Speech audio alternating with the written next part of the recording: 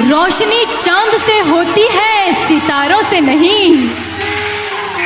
रोशनी चांद से होती है सितारों से नहीं, और मोहब्बत एक से होती है हजारों से नहीं। अंशु अंशु अंशु